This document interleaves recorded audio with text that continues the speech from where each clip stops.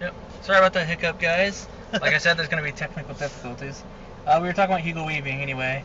Uh, his Red Skull was amazing. It really sold the villain arc of it. Uh, I believe that the next thing coming is the story of it, the actual story itself. Exactly. Which I love the story of it because it was a huge origin story. You had to get into it in a short time. Traffic. You know, I enjoy the fact that while I'm driving, you're looking. I do that. Boom. Yeah, there we go. I wonder if the camera picked that up. Anyway. It probably did. So, the story of Captain America. I am not... Once again, I'm a tech guy. I'm on 8 Days a Geek mostly for the technology, and I am a big movie fan. The kicker is that I love pretty much all movies. I'm not as critical as most people are. There are movies I don't like. I think on the podcast we were saying that I don't like the Alvin and the Chipmunks or Garfield. So we're slowly gaining a list of movies I don't like. But because of that, when I go into a comic book movie, there are a lot of them that I don't know the whole backstory and all the specifics to. So I'm even less critical than someone who's, not critical and knows the story. Definitely. When it comes to Captain America, I was extremely impressed with the story. It's one of those things where, like I always say, with the first iteration of a story, you usually have to tell so much about the hero that everyone else gets wiped off the board.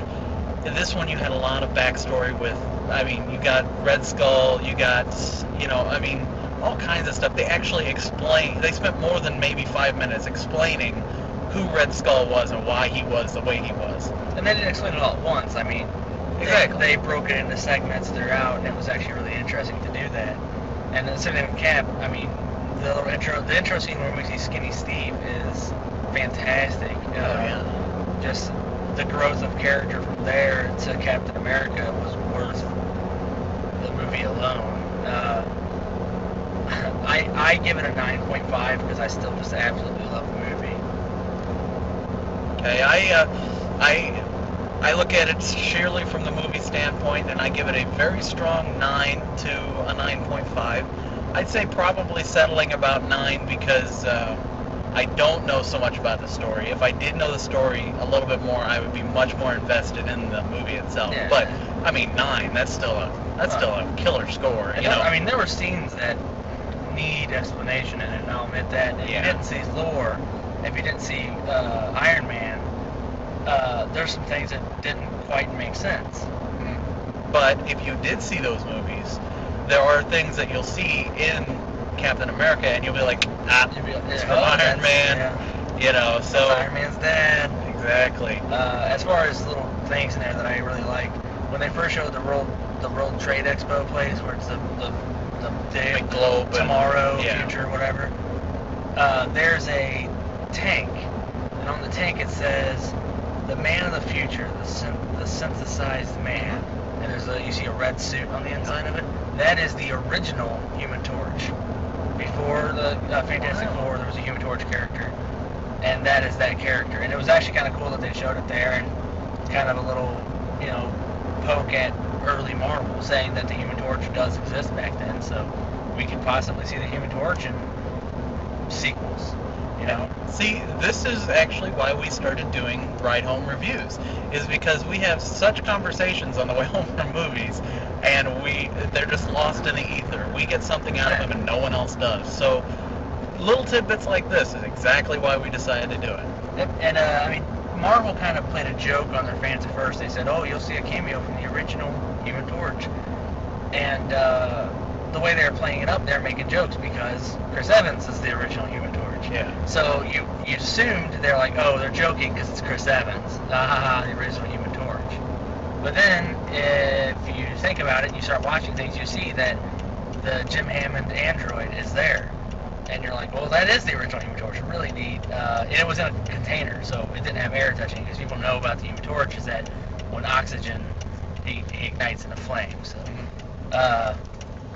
altogether, the movie had enough Marvel fun in it that it was really superhero-y.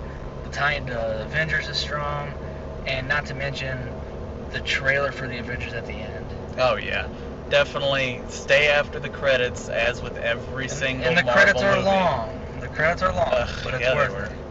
So yeah, if you stay after, you get a little bit more of Captain America, and you also get the Avengers trailer, which is well worth it. Yep. I cannot wait for that to come out. We get to see Iron Man, the new Iron Man suit, which looks pretty similar to Iron Man 2.